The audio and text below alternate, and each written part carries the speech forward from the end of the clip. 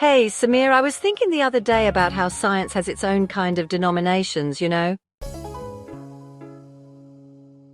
Like in religion, people align themselves with different beliefs about reality, and scientists do the same with their theories. Huh, that's a cool way to put it, Elena. You mean instead of Catholics or Protestants, we've got different camps in science, each with their own take on what's real. Exactly. It's all about which theory of reality you buy into. Like in quantum physics, some people are totally devoted to the Copenhagen Interpretation. They think reality's this fuzzy, probabilistic thing that only snaps into focus when someone observes it. Yeah, that's the classic one. If you're a Copenhagenist, you're betting on the idea that nothing's definite until you measure it. Wave functions collapse and boom, reality shows up. But it's weird, right? What even counts as an observer? That's what I love about it. It's got this mysterious vibe. Then you've got the many worlds crowd who say every possibility happens, just in its own universe. Oh, the many worlders are wild. It's like they believe in this infinite multiverse where every choice splits off into a new reality. It's neat, but I always wonder, do we really need that many universes? Fair point. It's extravagant, but kind of beautiful too. Now, what about the brain in a vat idea? Or the simulation hypothesis? You can't. And that's what makes it so trippy. It's close to solipsism, where you're the only real thing, and everything else is just in your head. Yeah, like we're all characters in someone's super advanced video game. I can't wrap my head around testing that, though. If everything's simulated, how do you peek outside the code? Solipsism's a tough one to live with. Imagine trying to do science if you think I'm just a figment of your imagination. True, it's not very team-friendly. Okay, how about materialism or physicalism? That's my comfort zone, honestly. If you're a materialist, you think even consciousness boils down to particles bouncing around. It's straightforward, but explaining feelings like joy or pain, that's the tricky part. Yeah, the hard problem of consciousness, which is why some swing the other way to idealism. They say reality's all mental and the physical world's just a projection of mind.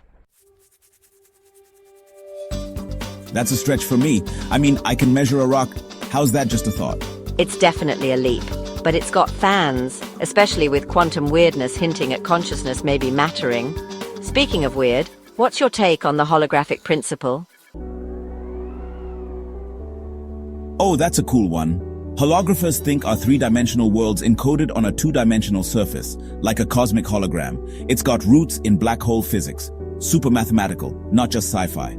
So reality's like a projection? That's wild. Okay, let's talk time.